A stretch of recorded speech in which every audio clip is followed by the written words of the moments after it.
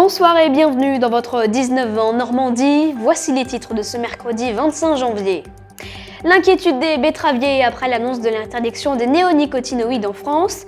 À quelques semaines des premiers semis, les professionnels doivent désormais attendre des solutions alternatives. Ce mercredi marque la journée nationale de lutte contre le sexisme et des discriminations qui touchent toutes les sphères de notre société, y compris le travail. Quelle place pour les femmes dans le monde professionnel? Si la prise de conscience est là, la réalité en est encore têtue. C'est ce que nous verrons dans le choix de la rédaction de ce 19-20. Et puis la cathédrale de Bayeux, fermée jusqu'à vendredi pour cause de grand nettoyage. Une entreprise spécialisée est chargée d'aspirer les poussières et les toiles d'araignée accumulées durant des siècles sous la nef, pour un résultat, vous le verrez, assez impressionnant. Ainsi, on a décidé la justice européenne la semaine dernière, l'utilisation des néonicotinoïdes en France est désormais interdite. Un coup dur pour les betteraviers qui bénéficiaient jusque-là d'une dérogation, alors qu'ils doivent semer dans 5 semaines. Ils attendent désormais des alternatives pour leur culture. Dans le Pays de Caux, Maxime Fourier avec Bruno Bellamri. Une mauvaise nouvelle vient de s'abattre sur Rénal de Frégé. L'agriculteur normand ne pourra plus utiliser de néonicotinoïdes dans ses champs de betteraves sucrières. Ces insecticides tueurs d'abeilles viennent d'être interdits par la justice européenne. L'utilisation sur la betterave posait pas de problème, quoi. On ne l'a pas démontré, quoi, que les abeilles ne viennent pas butiner dans les feuilles de betterave. Donc il n'y a pas l'exposition qu'il y avait avec un champ de colza ou une autre culture. Le néonicotinoïde est un traitement préventif. Avant la plantation, la graine est enveloppée par le pesticide qui agira pendant 6 à 8 semaines pour éviter la jaunisse. En 2020, Rénal de Frégé avait été confronté à la maladie dans ses cultures. Sa production habituelle de 2500 tonnes avait alors été amputée. Aujourd'hui, il assure ne pas avoir d'alternative efficace à l'interdiction du pesticide. On demande à l'agriculteur de s'adapter de plus en plus vite avec des choses qu'on ne maîtrise pas. Et les problèmes climatiques s'accumulent à ça. Donc il y a un moment, nous, les choix, on est obligé de les faire pour ne pas mettre en péril l'exploitation. L'interdiction des néonicotinoïdes, une victoire après 25 ans de combat judiciaire pour les défenseurs de la faune sauvage. Selon Henri Clément, apiculteur, cet insecticide contaminait tout l'écosystème. On sait très bien que ces néonicotinoïdes sont toxiques 3-4 ans après, puisqu'ils ont une très longue vie dans le sol et donc ils contaminent les plantes sauvages. L'année d'après, il sera extrêmement toxique si les abeilles le butinent, et là, elles vont le butiner, et elles vont trouver la mort, quoi.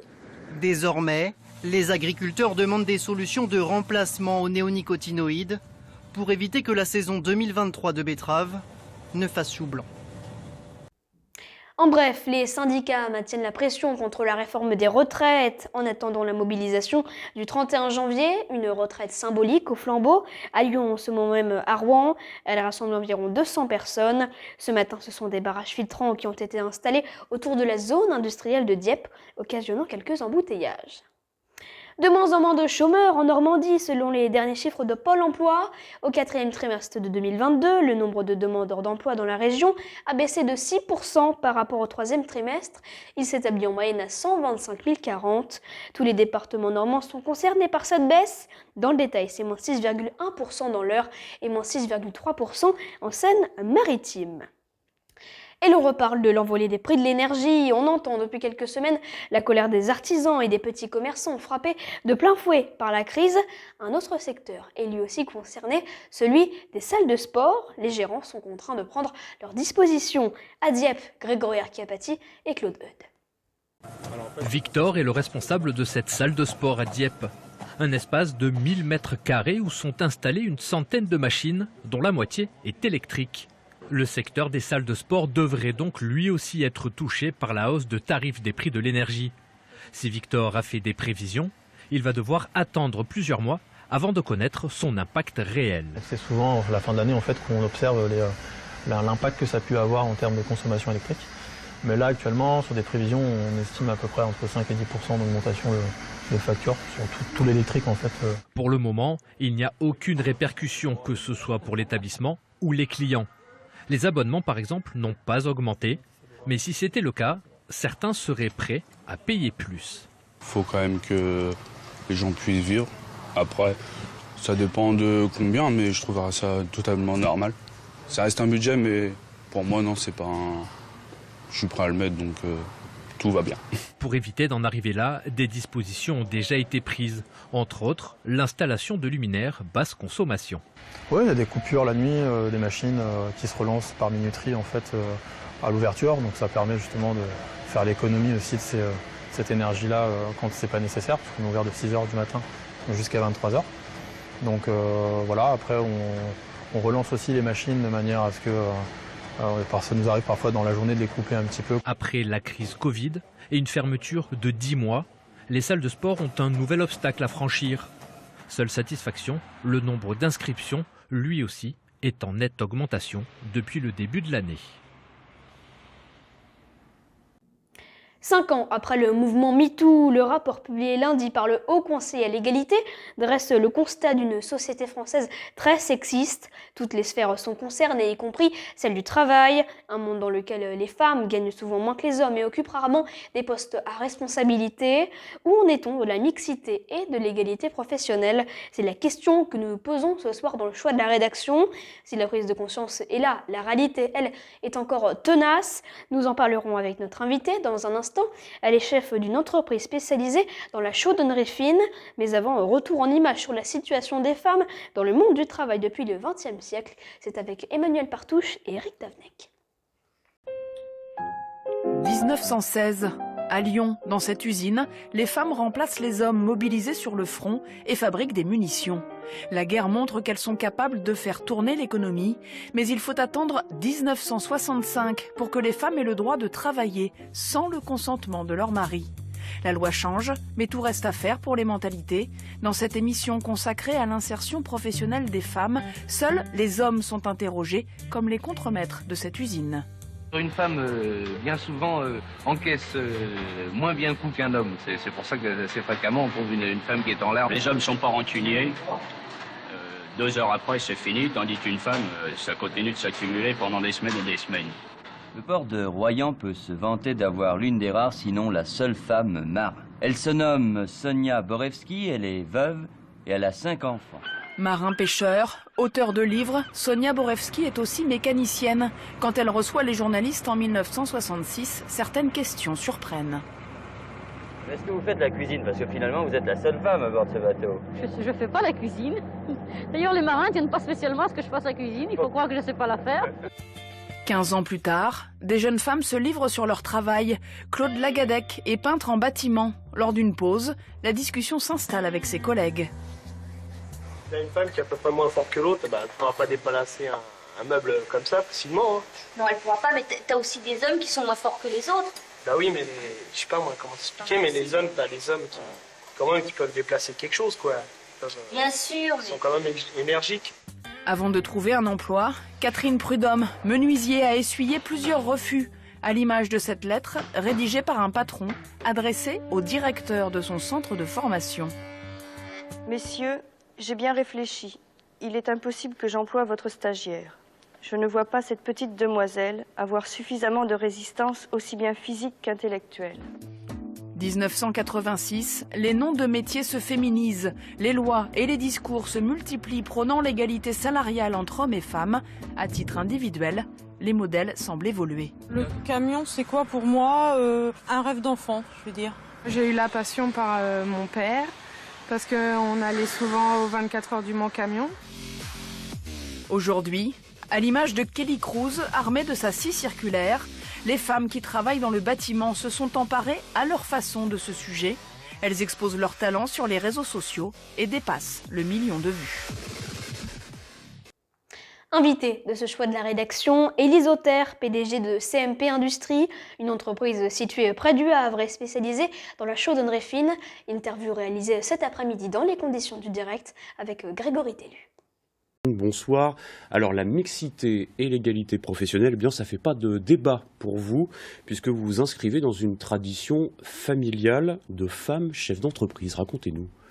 Bien, ma grand-mère était chef d'entreprise puisqu'elle a repris l'entreprise de son mari décédé prématurément dans le démantèlement de bateaux dans les années 60, que ma tante elle-même a repris et qui était un relais pour moi et une forme d'inspiration m'offrant la possibilité de se dire que c'était une carrière que je pouvais choisir. Donc des modèles inspirants. Vous vous battez pour plus de mixité dans votre entreprise. On aura l'occasion d'y revenir dans quelques instants, mais pour vous, quels sont les freins actuels qui empêchent plus de mixité professionnelle ?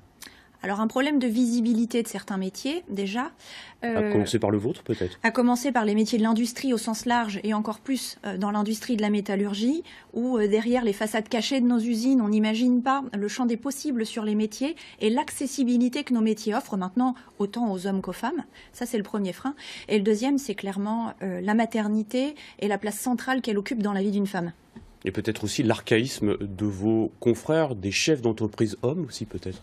Oui, qui vont derrière se protéger avec des arguments de type je ne peux pas accueillir une femme parce que j'ai pas de vestiaire, ou alors je veux pas d'une femme dans une équipe d'hommes parce que ça va fiche le bazar, qui sont des contre-arguments.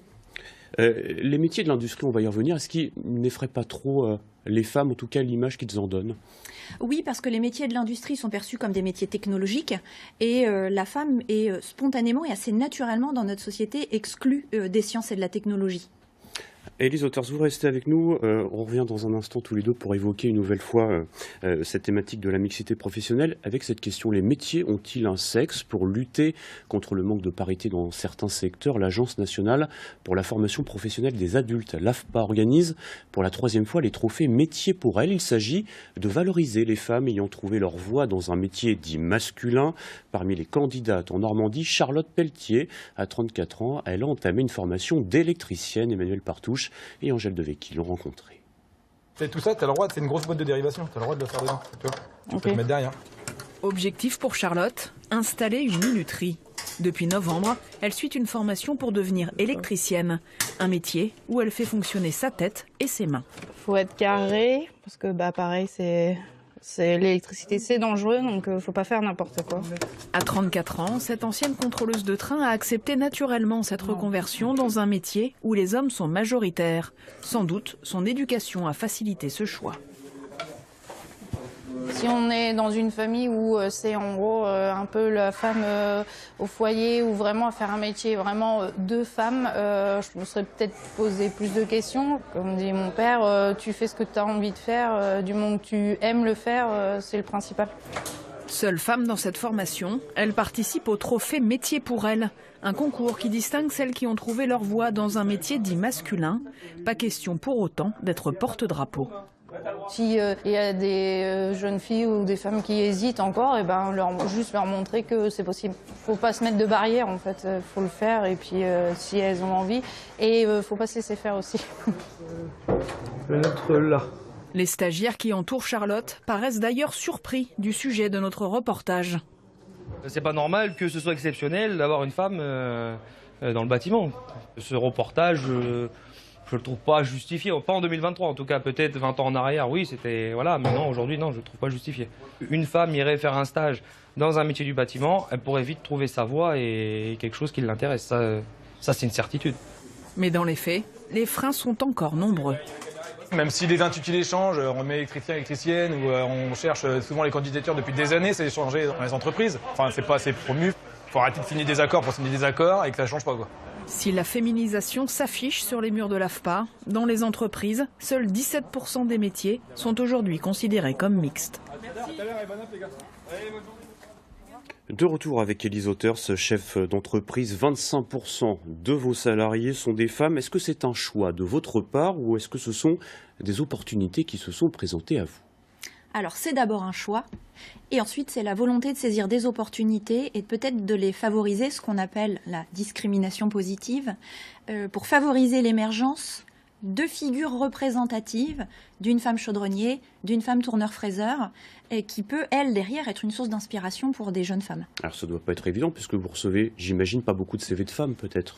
Très très peu. Donc quand on les détecte, on se jette dessus, littéralement, et on les favorise, et on les encourage, on les forme, et on va y mettre peut-être une énergie supplémentaire pour arriver à faire émerger quelque chose et à impulser ce que notre société a du mal à impulser. Comment on fait pour vendre, entre guillemets, des métiers dits masculins à des jeunes femmes, par exemple ? En leur parlant de la pénibilité qui n'existe plus, en leur ôtant de l'esprit qu'il y a du port de charge, qu'il y a beaucoup de bruit. Tous ces facteurs aujourd'hui n'existent plus. Nos usines sont connectées, on travaille dans des conditions qui sont confortables et la condition physique d'une femme n'est plus un sujet. Est-ce qu'il y a encore des problèmes liés à l'orientation à l'école ? On ne parle pas encore suffisamment des métiers de l'industrie, ça c'est une certitude. Et effectivement, on a encore tendance, par des maladresses de parole, à parler d'une assistante de direction ou d'un chaudronnier, d'un tourneur-fraiseur ou d'une responsable méthode. Et en fait, c'est en faisant très attention à la sémantique et au choix des mots qu'on arrivera à se projeter les jeunes filles d'aujourd'hui sur des métiers dits d'hommes. Très rapidement, je sais que vous allez, vous, dans les collèges, justement, pour vendre les métiers de l'industrie. Exactement, pour en parler et pour leur montrer qu'on peut être une femme dans un métier d'homme. Merci beaucoup, Élise Auters, d'avoir répondu ce soir à notre invitation. Et je précise que cette interview a été enregistrée cet après-midi dans les conditions du direct. Comment aider les lycéens, qu'ils soient filles ou garçons, dans leur choix d'orientation? Depuis la semaine dernière, les futurs bacheliers peuvent formuler leurs vœux sur Parcoursup, trouver sa voie, faire les bons choix pour son avenir. Voilà une source d'angoisse pour de nombreux jeunes. Et pour les accompagner, une école d'ingénieurs près de Rouen propose des ateliers pour les aider à s'orienter. On voit cela avec Amandine Pointel et Juliette Vincent-Seigné. On est là pour découvrir et participer au choix et à votre orientation. Une demi-journée pour se glisser dans la peau d'un élève ingénieur. C'est ce que sont venus chercher ces 17 lycéens. Au programme cet après-midi, construire un dé électronique. C'est bon, elle s'est allumée, super. Donc là maintenant, vous allez pouvoir passer au LED de l'autre côté. Un avant-goût de ce à quoi pourrait ressembler la future vie d'étudiants de Victoire et Hugo, actuellement en pleine réflexion dans leur choix d'orientation. Une étape pas toujours évidente. Moi, je suis très stressée, mais j'essaye de ne pas le montrer. On doit vraiment se décider pour ce qu'on va faire plus tard. Et personnellement, je pense partir du coup sur de l'ingénierie, mais quand on visite les écoles, ça peut rester très flou. Et donc là, même si c'est pas du même niveau que ce qu'on fera plus tard, ça nous permet quand même d'avoir un peu plus de précision. Dans cet amphithéâtre, un autre atelier plus spécifique. Alors, un projet de formation motivée, vous n'avez aucune idée de ce que c'est ? Rédiger une lettre de motivation pour chaque vœu formulé sur Parcoursup. Ce projet, il est important parce que je pense que CESI, comme beaucoup d'autres écoles, on reçoit énormément de candidatures. Quand on fait un vœu en apprentissage, c'est pas seulement un choix d'études qu'on fait, c'est un choix de carrière professionnelle. Donc on a besoin de comprendre la motivation réelle du jeune par rapport à ce choix de carrière professionnelle. Le CESI forme ses étudiants dans le secteur de l'industrie, du BTP ou encore de l'informatique et du numérique. Cette journée est aussi l'occasion d'attirer de futurs élèves. On a des jeunes qui, pour certains, vont nous rejoindre en ayant fait cette journée de formation. D'autres auront fait d'autres choix, mais effectivement, ça peut y participer. Les élèves de terminale ont jusqu'au 9 mars pour formuler leurs vœux. Un mot de hockey sur glace pour vous rappeler hier soir la large victoire des Dragons de Rouen à Gap, 8-2. Les jaunes et noirs enchaînent une 8e victoire consécutive. Le RHE est toujours 2e de Ligue Magnus derrière Grenoble. Je vous le disais en titre, c'est le grand ménage à la cathédrale de Bayeux. Voilà des siècles que les plafonds n'avaient pas été nettoyés, mais vu les proportions de l'édifice, difficile d'aller traquer les poussières et les toiles d'araignée. C'est donc une entreprise spécialisée qui est chargée de passer l'aspirateur. Stéphanie Potet avec Simon Lepape. La poussière comme une allégorie du temps qui passe. Des traces séculaires qu'on efface à coups d'aspirateur. La nef de la cathédrale retrouve sa couleur blanche un peu ocre, celle de la pierre de Creully. On s'est aperçu avec un petit essai à un endroit de la cathédrale qu'en enlevant la poussière, on retrouvait l'éclat de la cathédrale. Donc on s'est dit qu'on allait mener une opération commençant par la nef. Le fait d'avoir des voûtes très claires et les vitraux colorés, ça redonne du sens à l'édifice. Donc c'est pour ça que c'est important de faire ces parties-là. Juché à 23 mètres sur une nacelle, ces ouvriers s'attellent au grand nettoyage. Ils sont aux premières loges pour ausculter cette partie gothique de la cathédrale de Bayeux, longue de 102 mètres. Vous avez pu enlever aussi les toiles d'araignée et tout ce qui se passait là-haut. Ok. Et au niveau des chapiteaux, vous n'avez rien constaté d'anormal quand vous avez aspiré les feuillages et tout ça, il n'y avait pas de petits problèmes? Il faut être attentif aux détails, notamment de fragilité de la pierre. C'est pour ça qu'au niveau des sculptures, il faut être vigilant et ça permet de faire une inspection en même temps en fait. Et puis surtout au niveau de la polychromie, c'est des traces de peinture, de décors originaux du XIIe ou du XIIIe siècle dans la nef. Et du coup, il faut être très vigilant de ne pas les aspirer, de ne pas les détériorer en passant dessus. Rarement passé l'aspirateur se transforme en privilège. Mais dans cet édifice somptueux, la corvée est un cadeau pour les yeux. On a la chance de voir des choses que personne. Vous voyez, par exemple, les clés de voûte qui sont toutes polychromées, donc avec des peintures et tout. Et ça, de toute façon, on en découvre tout le temps dans ce genre d'édifice. Moi, ça fait des années que je travaille ici et on en découvre tous les jours. Du matériel au spirituel, de l'aspiration à l'élévation, les fidèles retrouveront ce dimanche une voûte immaculée pour accueillir leurs prières. Enfin, la suite de notre feuilleton sur les préparatifs du carnaval de Granville. Après avoir suivi la conception des costumes et des chars, intéressons-nous ce soir à l'élaboration des programmes et à la fabrication des décors de la maison du carnaval. Toujours, évidemment, dans la bonne humeur. 3e épisode signé Simon Derrien avec Thierry Cléon. Avant d'être une terre de carnaval, Granville était un repère de marins. À l'époque où la pêche à la morue était l'activité principale de la ville, le départ des Terre-Neuva avait lieu juste avant Mardi Gras. Le carnaval était alors leur dernière fête à terre, avant de prendre le large. Aujourd'hui, le carnaval a bien évolué, mais l'esprit, lui, est resté. Alors, concert en podium, c'était où ça? C'était à 18h30 le samedi. Noémie et Valentin planchent sur le programme. Et il ne faut pas traîner, car l'échéance se rapproche à grands pas. Concert d'ouverture, est-ce que tu as la scène amateur? La scène amateur, on ne l'a pas encore. Ok. Je vais peut-être l'avoir la semaine prochaine. Si on ne l'a pas, pareil, il faudra qu'on change. Ah ouais? Qu'on mette autre chose. Ça monte un petit peu en tension et c'est toujours un peu cette ambiance-là, le mois qui précède, entre la construction des chars, les équipes tout autour, comme là, le programme. On est en train de fignoler, remplir ce qui manque, remplir les cases. Et puis après, on va attaquer la partie relecture. C'était le plan. Est-ce que depuis que vous êtes un carnaval qui a une reconnaissance UNESCO quand même, ce qui n'est pas rien, vous avez pas un peu plus la pression? Alors la pression, je ne sais pas. L'honneur d'être à l'UNESCO, oui, c'est certain. Maintenant, on a toujours cet esprit très carnavalesque, avec notamment les enfants qui font toujours l'affiche. On n'a pas changé, c'est historique en fait. On ne va pas changer les traditions. On est rentré pour la tradition, on essaye de perpétuer la tradition. D'ailleurs, il faut que je fasse une retouche sur son dessin. Ah, c'est toi qui vas faire la retouche? Et à propos de tradition, justement, il en est une plus récente que les origines du carnaval, certes, mais pour le moins incontournable. Voilà. Là, on peut se servir, là. Ce crâne, digne d'un décor de cinéma, hébergera dans quelques semaines un breuvage carnavalesque. Alors, ça va être une fontaine à petits F. Petits F pour les intimes. C'est le punch local, jus d'orange Calva. Et pendant les festivités, la fontaine à Petits F sera surveillée de près par ces deux pirates en devenir. Du coup, dans le blanc et puis en blanc, et puis après on fait une veste marron et une veste noire et une ceinture rouge. Ça, c'est le pirate. Ok, ouais. Et donc plutôt avec un turban, ouais, au lieu de... Oui, après, peu importe. Il y a des fois où je dors pas en me disant comment je vais faire. Je réfléchis à quelle technique, quel matériau. Il y a toujours un déclic à un moment. On se dit ah ouais, ça c'est pas bête. Ça. Et des solutions, il va falloir continuer d'en trouver. Car la 149e édition du Carnaval de Granville n'attendra pas. Cette fois, c'est la bonne.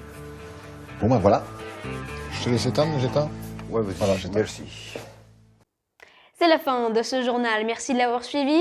Dans un instant, votre édition nationale du 19-20 présentée par Carole Gessler, avec à la une de l'actualité une nette embellie sur le front de l'emploi. Le chômage a baissé de 3,6% à la fin de l'année dernière et cela profite aussi aux seniors. Très belle soirée sur France 3. À demain.